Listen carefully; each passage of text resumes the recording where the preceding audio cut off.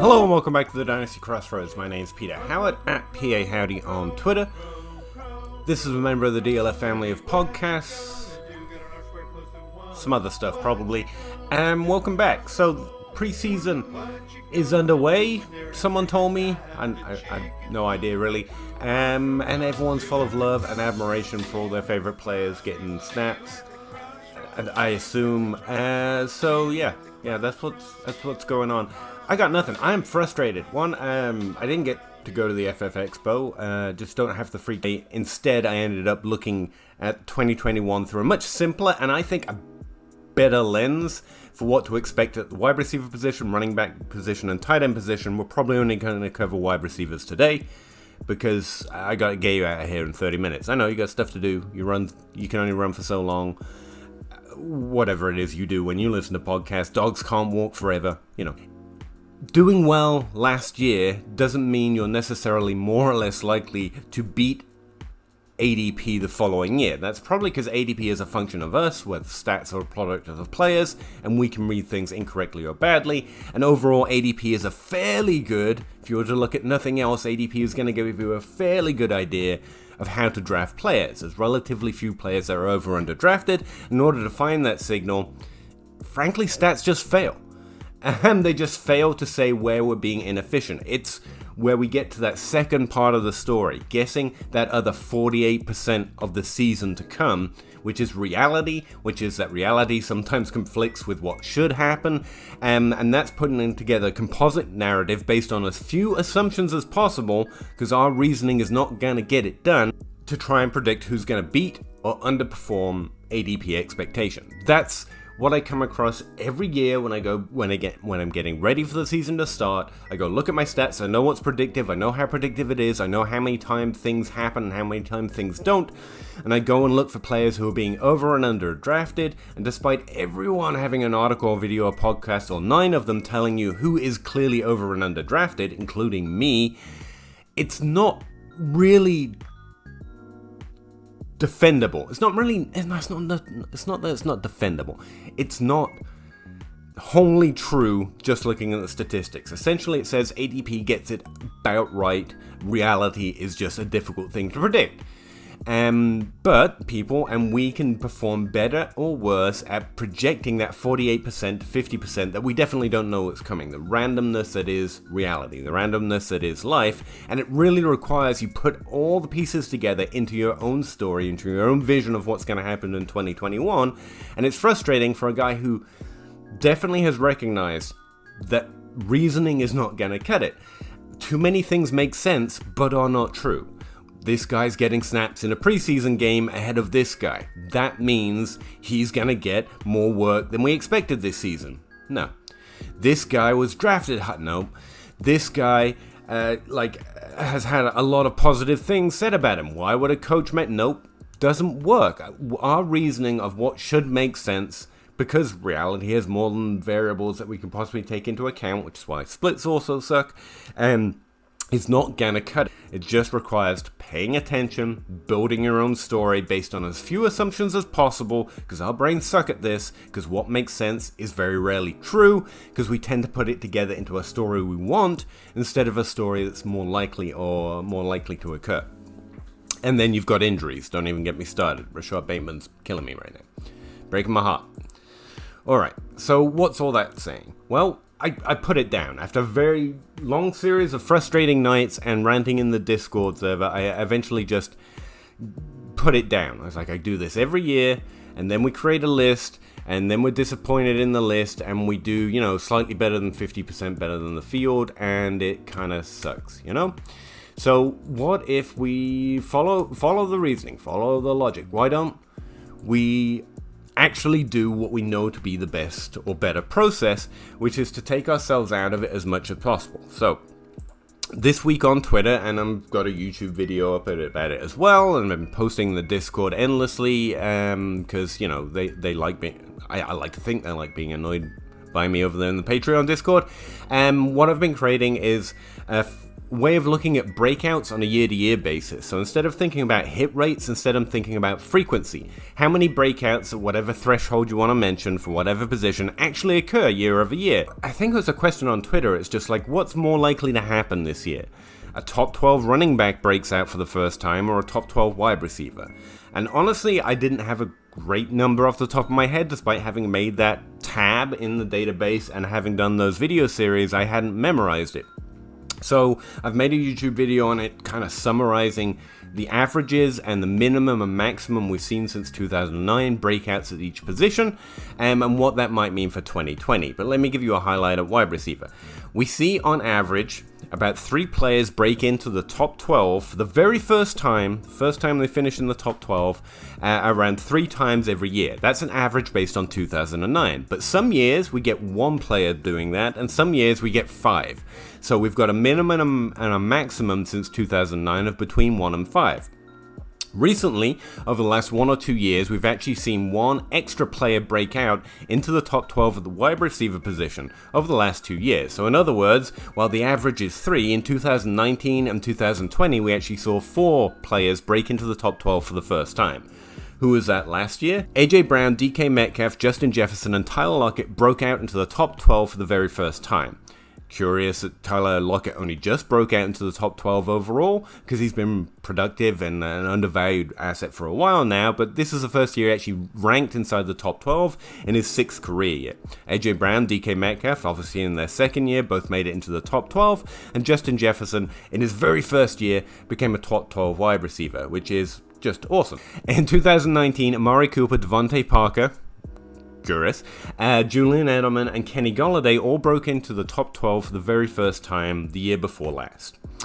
Amari Cooper was in his 5th career year that year. Devontae Parker was also in his 5th career year, which is unusual because he hadn't broken out into a top 24 wide receiver before that point, or before his first 3 years. Julian Edelman, believe it or not, that was the first year he finished inside the top 12 on a season-long basis, even though, again, he'd been productive before. Kenny Golladay broke into the top 12 for the very first time in 2019, and the only time he's been a top 24 wide receiver outside of that. So, what's the average? That made me curious. So I was looking at players, the average frequency of breakouts within the first 3 years to outside the first 3 years. And what I found is we can pretty much expect every type of breakout every year, except for at the quarterback position, but that's probably another podcast. They have slightly lower expectation of breaking into the top 5 and the top 12. But every breakout, at least one version since 2009 of every breakout has happened. So a top 5 running back, a top 12 running back, a top 24 running back, and the same thing at wide receiver and at tight end. We've seen at least one at every position, which doesn't seem to limit the field much. But what I did find is some interesting conclusions that we were arguing about on Twitter, was that if you reduce that to just players playing in their first 3 years, you actually lose about 20 to 40% of breakouts at the top 5 threshold. For example, last year, Stefon Diggs broke out for the first time into the top 5. He was playing in his 6th career year, so if we were only looking at players playing early, you lose that top 5 upside. Now that actually seems fairly intuitive when you think about how you value players. We all liked Stefon Diggs last year. In fact, his ADP dropped way too far. I said it was too low. I had no idea how low.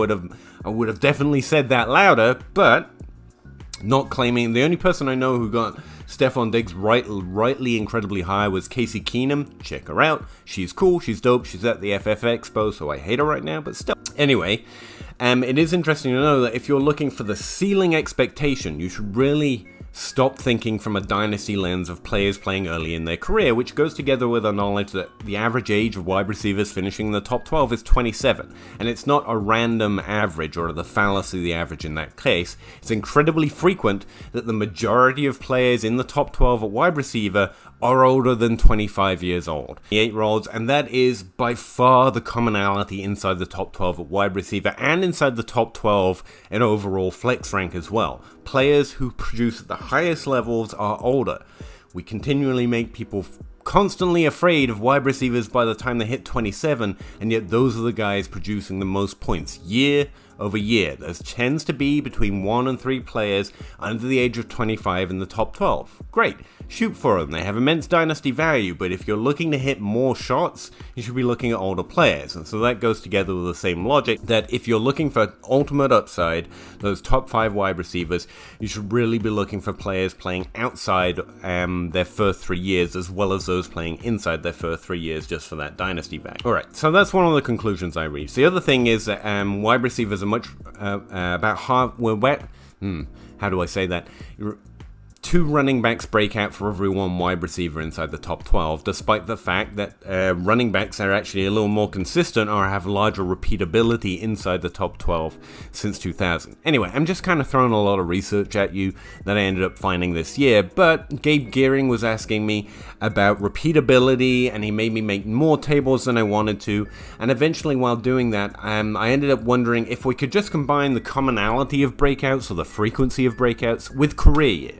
Because one thing we do have seen before, and everyone's posted it, an age graph, an age curve, whatever, if we look at it from a hit rate lens, we've got this definite dead zone of where wide receivers and running backs just stop breaking out. It's not that they're not going to be good or have minute dynasty value, but you'll very rarely see a wide receiver break out at any point in their career after their 6th year. I mean, that's 6 full years, so we're already pretty much done with them. But does that help bucket it between 1 and 6 years to create some kind of expectation for 2021?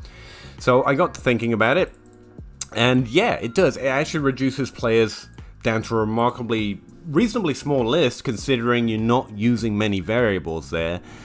Just players that currently within year 1 to 6 have produced at a previous level, because something I wrote up for that DLF article looking at year 3 wide receiver breakouts is that it's actually more common for a player to have broken out at an earlier or lower threshold before they break into the top 12. And remember, we're seeking upside here for breakout candidates in 2021, and so you really should be focusing players that have at least had a top 24 season or even a top 36 season before. Much to my chagrin and Cooper Adams' chagrin over there on DLF, Jacoby Myers is the only one I can think of that really doesn't hit that mark in my current favorite undervalued players going into 2021. So, like I say, I'm just going to do wide receivers because I know I'm throwing a lot at you today, and I've already mentioned 7 different numbers, and who likes listening to numbers on a podcast? Audibly listening to numbers is not the way, right? This is not the way. So, let me shrink it down for you. All I'm doing is filtering by players who have finished inside the top 36 in a PPR rank full season long context before, which is a very slim, very low bar for production history, who are playing within their 1st to their 6th career year in 2021. That's all I want. I also added in one little performance metric based on Blair Andrews' RotoViz research that we've talked about before, which is that players playing, especially early on in their career, who operate efficiently in fantasy points over expected, are more likely to see more work the following season. It's not a breakout indicator so much as an indication that being efficient is more likely to lead to the team providing you whatever they can to get you more opportunity. Remember, at wide receiver, it's not so much stats. It's not so much targets as snaps for your opportunity to earn those targets, but still.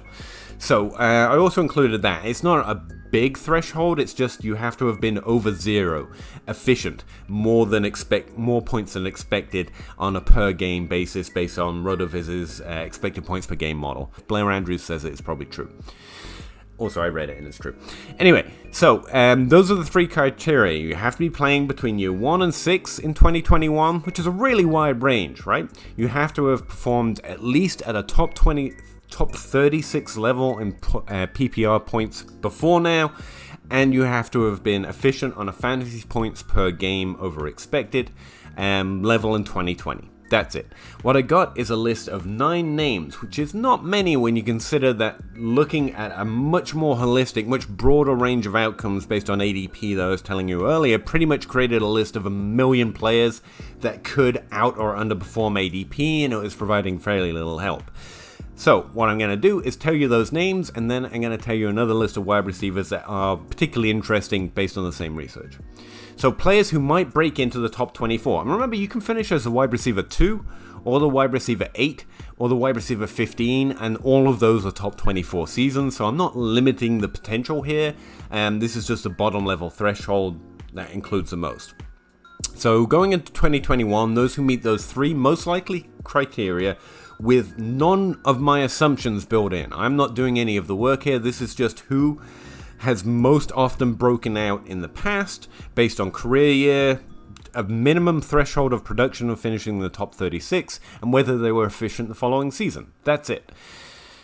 Brandon Ayuk, Corey Davis, Curtis Samuel, Deebo Samuel, Marcus Brown, Mike Williams, but we'll come back to him, Sterling Shepard, T. Higgins, and Will Fuller. That's the list of names. In case you're not in a position to write them down, don't worry about it. It's on a YouTube video. But I'm actually going to highlight which ones are actually more interesting than others. So if you're looking for a pen, don't worry. Well, yeah, I'm going to repeat them again. Now, I said Mike Williams, and I know a bunch of you may have thought, yeah, I've heard that. No, I'm completely out on the Mike Williams is suddenly going to be a largely different player in 2021 because Justin Herbert, especially since anyone making that argument is probably willing to let Keenan Allen fade because age doesn't make you worse. It just means you're more likely to get injured. That's literally it.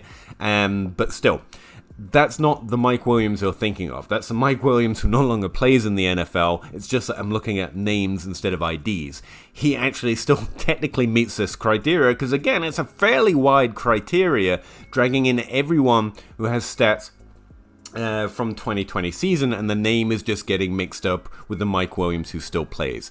I don't think Mike Williams counts, but, you know, just in case you've drafted a lot of them, we can pretend if you like. Sterling Shepard is interesting, but I'm kind of out because I think he is pretty much hit his ceiling, and all the other names are basically the most talked about breakout names, and that to me seems to confirm something of the process since it has literally none of my assumptions built into it. This is just which players most conform to the types of breakouts we see most often. And it creates a relatively shallow list, and most of them conform fairly well to the names that much smarter analysts who watch the tape and stuff are already talking about. I think Curtis Samuel is interesting. I personally haven't been on Curtis Samuel, but I know Zach Reed from the Dynasty Dummies has mentioned him. He does have that rushing element to his skill set, more interesting than a lot of those players, so I don't hate him turning up on this list. The 2 names that stick out to me most are Corey Davis and Marcus Brown. As far as I know, I am the only masochist out there who has written positive things about either of those 2 players going into the 2021 season, so we're just going to tick both of those as Pahowdy specials. If anyone remembers the joy of Corey Davis' season last year, I think that's about what we can expect from Corey Davis and Marcus Brown. Both have been so tantalizingly close to finishing as top 24 wide receivers in their career. Corey Davis last year and in his second year, Marcus Brown last year had a 25% target share and finished as like the wide receiver 25, just like one player away, just like Corey Davis.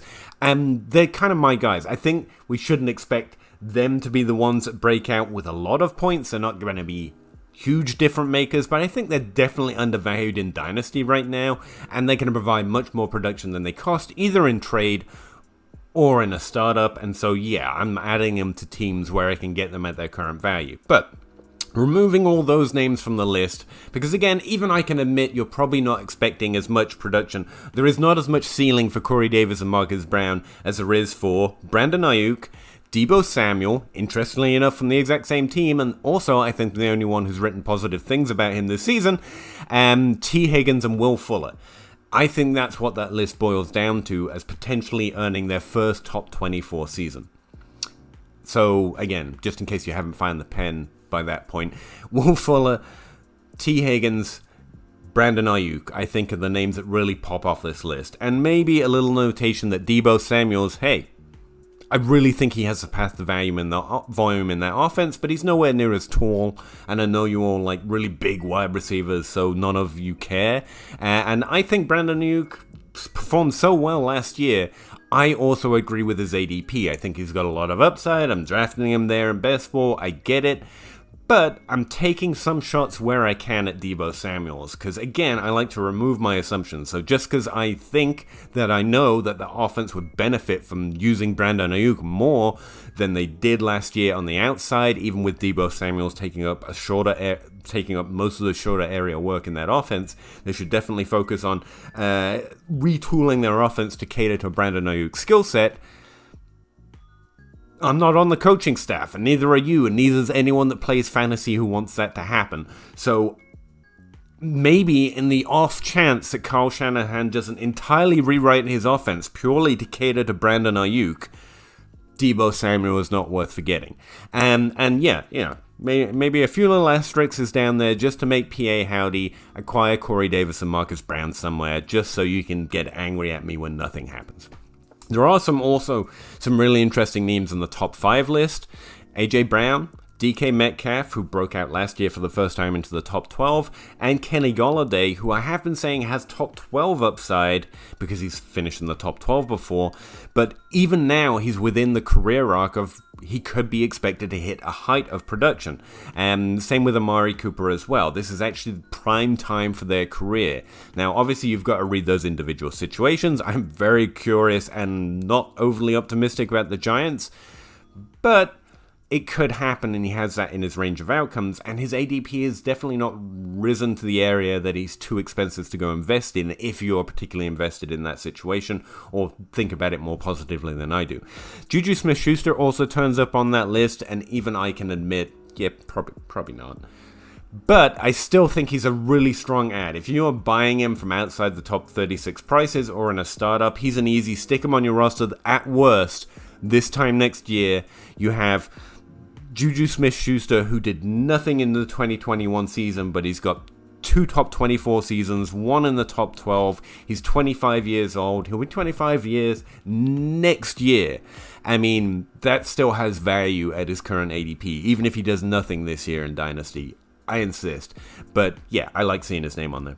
In the top 12 category, as in those that fit the most likely and most common breakout into the top 12, based on career year, form of production, and efficiency, CeeDee Lamb is in there. I really don't think he's going to pay off on that production expectation, but again, I also don't think his value is going anywhere.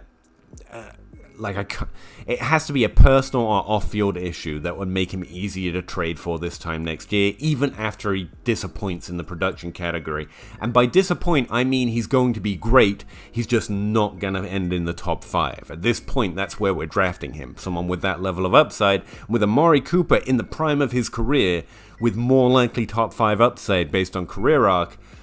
I don't see it, especially Michael Gallup being phenomenal behind him. It's just too much to expect, but we're expecting it on ADP, but his value isn't going anywhere, so he's this really interesting 50-50 bet in ADP right now. Cortland Sutton, Chase Claypool, DJ Moore is another interesting name I mentioned in a minute. Robbie Anderson, Terry McLaurin, who I've also written up this offseason, and Tyler Boyd also make, based on career arc, if you want to call it that, a potential to be one of those most common breakouts into the top 12. I'm not highlighting their names exceptionally. Those top 24 just seem like a better list to highlight, because most of those other guys are fairly well valued. Terry McLaurin is basically the Nick Chubb of wide receiver, in that I thought most people wouldn't have him in the top 12, and I would go invest in them heavily. They are ranked by ADP in the side top 12. Every trade offer I have sent values them like incredibly strongly in the top 12. But in your league, your mileage may differ, and so I do think trade offers for Nick Chubb are probably going to go on deaf ears. But Terry McLaurin, based on DLS Trade Finder app, there's some really weird trades going on with Terry McLaurin. That's what I see. He's not being traded like CeeDee Lamb or Calvin Ridley if you want someone slightly more expensive within the top 12 at the same age. And it's because Terry McLaurin is slightly older and slightly lower drafted. He has a CeeDee Lamb profile at a Calvin Ridley age. It's a little weird, I get it, but that also means there's potential value opportunity, and he is entering his most common breakout year into the top 12, and meets these minimum thresholds on this very short list of 9 players who could break into the top 12 in 2020. All right, before I get out of here, I wanted to point out the other type of players I tend to hunt, not those that just meet minimum criteria and actually whittle down the list fairly well. I was looking at, while I was doing that, I also created a table that would pull up players who've already broken out at those thresholds who played last year, because there are breakouts and then there are players who have already broken out. Those are actually the ones who are more likely, or I think of as more likely to produce at all, especially in the future over the next few years. Now, most of the names you know, there's some fun ones like all the players with a top 5 season currently on their record that played in 2020 include AJ Green. I get it, he's basically synonymous with a 4th round pick at this point. I get it, but Antonio Brown's on there, who I really do think could surprise some people in 2021. But that's not the category I want to talk about right now. Something, just based on the way I wrote the formula, something interesting happened in the top 24 category again. Only 3 names came up. And I was like, there's a lot more players that played last year that have more than one top 24 season. And because I'd accidentally written the formula with players with more than one instead of more equal to one, you don't care about the algebra. I was only looking at players who've had at least 2 top 24 seasons, but have not had a top 12 season yet. That makes sense? They've had 2 top 24 seasons, they're playing inside their first 6 years in their career, and they haven't yet broken out into the top 12, if they ever will. And only 3 players turned up, and it was DJ Moore, Robbie Anderson, and Tyler Boyd. I love all 3 of those players. I'm a little hesitant on DJ Moore, because while he's been phenomenal in terms of yards, he's yet to break into the top 12. That's why he's on this list. And it's kind of, again, 3 years is usually the range I look for top 12 players. And that 3rd year is the most common year for breakouts, and after that it tails off quick. There's very few breakouts into the top 12 that happen after year 3. Tyler Boyd's also on that list. They just look like players who are not going to meet that level of production, but Tyler Boyd you get a strong discount on because he's well past that year 3 mark, whereas DJ Moore is still young and hip and cool enough that he's getting drafted inside the first 4 or 5 rounds. Robbie Anderson, you get a discount just because everyone hates undrafted free agents except for me. So yeah, you shouldn't hate Robbie Anderson, but there you go. But it did make me wonder exactly how many players have been productive as these 3 and never had a top 12 season. So of course I did exactly what you expected I did. I went and looked up every player who's had at least 2 top 24 seasons since 2000, been drafted since 2000, which created a list of 75 wide receivers, and then I filtered for every single one that has not had at least one top 12 season, and out of those 75 players I came up with 7 names, and the 3 that I just mentioned, Robbie Anderson, Tyler Boyd, and DJ Moore.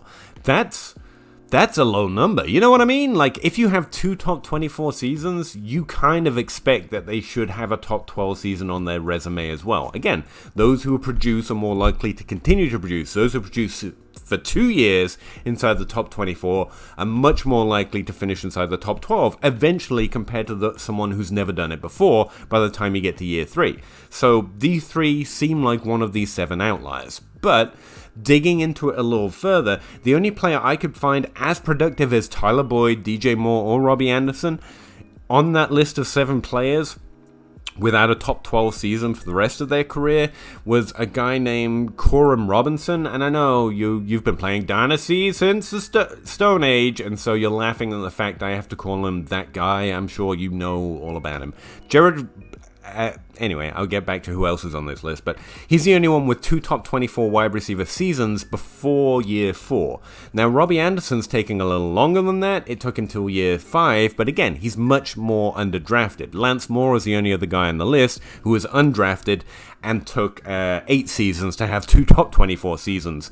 Robbie Anderson's done it inside 5 years with a team change and even changes ADOT to steal targets for vacated truthers out there from other players in order to break into the top 24 again in year 5.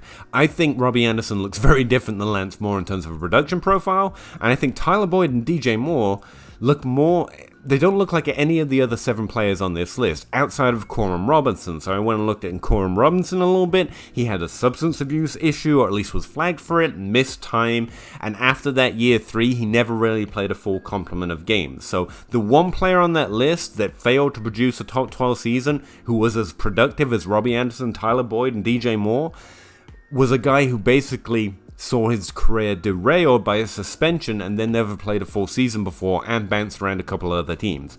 I'm not going to pretend I read an entire history on this guy. That's just what I saw quickly while glancing at his Wikipedia article, because I assume you would know more about it, so you wouldn't need me to do the full history report on it. What does that mean? Is Robbie Anderson, Tyler Boyd, DJ Moore all going to break into the top 12 next year? No, probably not. Probably definitely not, especially when you take their situations into account, right? Robbie Anderson, where does he play now?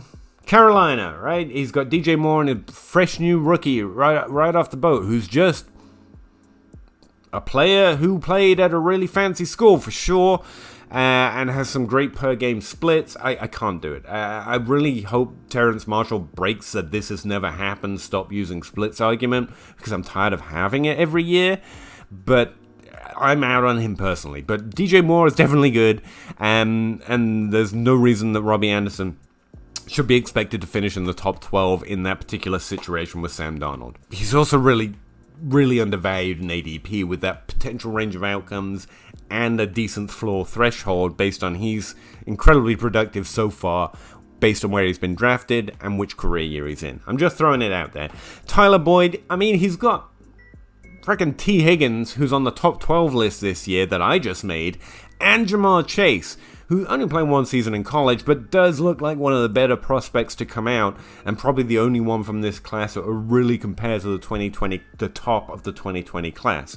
So, yeah, that's a little hard, but he's also the veteran presence who has, again, the volume role clearly locked down in Cincinnati, with a quarterback who, if he's healthy, should be better than anything he's seen before. And again, you're already getting a fairly decent veteran discount on Tyler Boyd, so I just wouldn't be afraid of drafting him currently when you see him on your draft board or in your... I think he's a name worth not being afraid of, much like Jarvis Landry. And DJ Moore, I'm now off the he didn't break out before year 3 train. Because again, most breakouts happen there. He's been disappointing. But his ADP also did drop around after that disappointment. And he is more productive than any player, and definitely better in terms of performance statistics, than any player I can find who never broke out into the top 12 threshold. And again, Curtis Samuel's gone. I'm not a huge believer in Terrence Marshall, but even if you are, he's a rookie, so we're hoping for 600 yards here, not a lot. I'm a big fan of Robbie Anderson, but the team just drafted another wide receiver, so it doesn't speak well to the guy who has no draft cap. Either way, I think DJ Moore has the skill, the talent, and looks so different than every other wide receiver who hasn't yet broken out for a top 12 season by year 3 with this amount of production, that I think he's just a horse of a different color. So I'm kind of back in on the DJ Moore trade. I added him to the draft targets list in the ADP database, and yeah. Let's go DJ Moore, I guess. Anyway, I thought that was all interesting, especially because using very slim criteria that I literally have nothing to do with, you break down the situations after you see the list. This is a list I'm going to maintain going forward. Anyway, I'm going to get out of here because I gotta cut this thing down to 30 minutes, and next week we'll talk about running backs, maybe, I guess, using the same criteria. Thanks for checking out. If you did, really appreciate it. It's on YouTube, it's in your podcast feed, we're everywhere, but it's just me, seriously, I've gotta go to the royal we, dang. Anyway, I'm out of here. I really appreciate it. Thanks very much. Talk to you next week. Just wanted to take a second to thank everyone who subscribed to the Patreon. These are the names that keep me grinding. If anyone out there is wondering why I even bother, you're looking at it right here. They're the ones supporting me. I really appreciate you taking the time, putting in the effort, and going to the expense of subscribing. And yeah, you're my favorite people. You're the best people. So to all the Kenny, Carl, and Barneys out there, I really appreciate it. Thank you very much.